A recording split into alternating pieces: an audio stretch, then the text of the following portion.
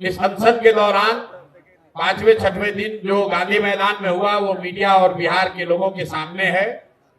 तो 4-5 दिन सोचने समझने के बाद अब हम लोगों ने ये तय किया है कि सिर्फ अब छात्रों की लड़ाई लड़ने से बात नहीं बनेगी, कहीं न कहीं बिहार में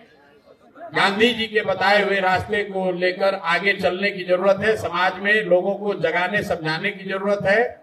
इसलिए आज से यहाँ से जन सुराज के साथियों के साथ, छात्र मित्रों के साथ हम लोग इस सत्याग्रह की शुरुआत कर रहे हैं।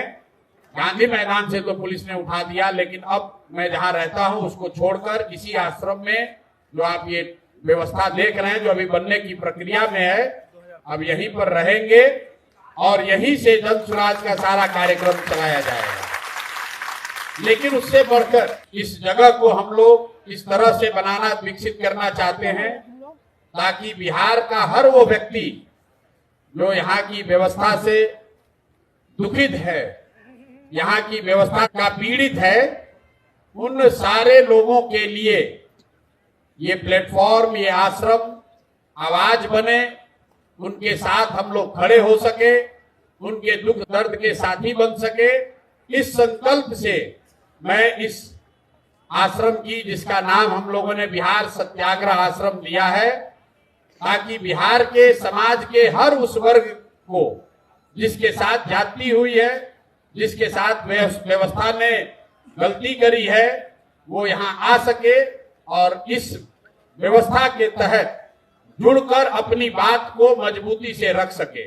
बिना ये डरे हुए कि पुलिस वाले आकर उन पर लाठी चलाएंगे, बिना इस बात से डरे हुए कि सत्ता के लोग उनको डराएंगे, धमकाएंगे। ये आश्रम इस बात का भी एक प्रतीक बनना चाहिए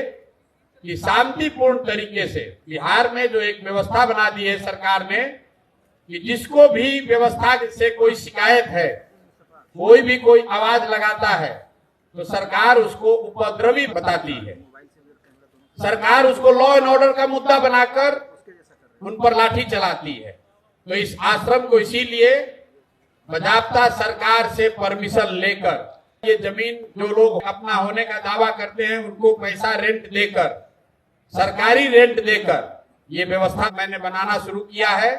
ताकि बिहार का कोई भी समाज का वर्ग, वो वर्ग जो अपने आप को दुखी फील कर रहा है, अकेला फील कर रहा है, वो यहाँ आए, अपनी आवाज रखे, इस विश्वास से रखे कि जन सुराज, प्रशांत किशोर और हम सब युवाओं की ताकत और आवाज आपके साथ है। आपको व्यवस्था से डरने की जरूरत नहीं है, व्यवस्था में गलती और जाति करने वालों से डरने की जरूरत नहीं है। इस आश्रम को शुरू करने के पीछे एक संकल्प ये है कि आने वाले 8 हफ्तों में 1 लाख युवाओं को इस आश्रम में लाकर सत्याग्रह की ताकत और उसके द्वारा बिहार के समाज की चेतना को पुनर्जीवित करने के लिए ऐसे 1 लाख छात्रों को, युवाओं को यहाँ से प्रशिक्षित करेंगे, ताकि वो जाएं और बिहार की समाज को जगाएं, उनको बताएं, समझाएं कि मेरे भाई, जातीय और धार्मिक उन्माद में पड़कर जब तक वोट देते रहोगे, तब तक इसी तरह की असंवेदनशील व्यवस्था को आपको झेलना पड़ेगा। एक बार अपने और अपने बच्चों के भविष्य के लिए, उनके अच्छी शिक्षा के लिए, उनके रोजगार के लिए, बिहार में पलायन बंद हो उसके लिए, किसानों की समृद्धि हो इसके लिए, महिलाओं को रोजगार मिले इसके लिए, इन संकल्पों के साथ ये रास्ता युवाओं को मिले कि सत्याग्रह के जरिए इन संकल्पों को कैसे पूरा किया जा सकता है। इसी उद्देश्य से अगले 8 हफ्ते कम से कम इस आश्रम में रहेंगे, परमानेंट रहेंगे और यहीं से उन युवाओं के साथ मिलकर उनको प्रशिक्षित करके पूरे बिहार के समाज को जगाने समझाने का प्रयास किया जाएगा। और इसी संकल्प को लेकर अब इस सत्याग्रह की यहाँ से शुरुआत कर रहे हैं।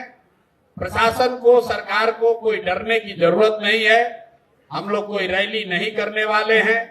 कोई धरना प्रदर्शन नहीं करने वाले हैं, सड़कों पर तोड़ फोड़ नहीं करने वाले हैं, लेकिन बिहार में सत्य की राज की स्थापना हो, इसके लिए युवाओं को जगाने समझाने वाले। बिहार में सत्य के राज की स्थापना हो, इसलिए ये सत्याग्रह शुरू कर रहे हैं। बिहार के हर बच्चे को, गरीब अमीर बच्चे को अच्छी शिक्षा की व्यवस्था हो, इसलिए इस सत्याग्रह को शुरू कर रहे हैं। बिहार के लोकतंत्र को लाठी तंत्र बना देने वाले व्यवस्था के खिलाफ डरे हुए लोग हिम्मत करके खड़ा हो सके, इसलिए इस सत्याग्रह की शुरुआत कर रहे हैं। बिहार का हर किसान हरियाणा पंजाब के किसान की तरह धनी और समृद्ध बन सके, इसलिए इस सत्याग्रह की शुरुआत कर रहे हैं। बिहार में धरना प्रदर्शन करने वाले लोग, अपनी आवाज उठाने वाले लोग सरकार द्वारा नियंत्रित गर्दनी बाग के किसी एक कोने में बैठकर अपनी आवाज न उठाए, गंगा के किनारे वो बड़ी इस व्यवस्था से खड़े होकर आवाज उठाएं, इसलिए इस व्यवस्था को बना रहे हैं। इसी आश्रम में उन छात्रों के लिए भी व्यवस्था बनाई जाएगी जो गंगा के किनारे पढ़ने के लिए मजबूर हैं, जिनके लिए कहीं पढ़ने की सुविधा नहीं है। वो छात्र यहाँ आ सकते हैं, अपना प्रशिक्षण का काम पूरा कर सकते हैं, इस व्यवस्था का इस्तेमाल कर सकते हैं। आने वाले समय में यहाँ कम से कम 5000 लोगों के रहने, उनके प्रशिक्षण की व्यवस्था आपको देखने को मिलेगी। इसी संकल्प के साथ हम लोग शुरुआत कर रहे हैं।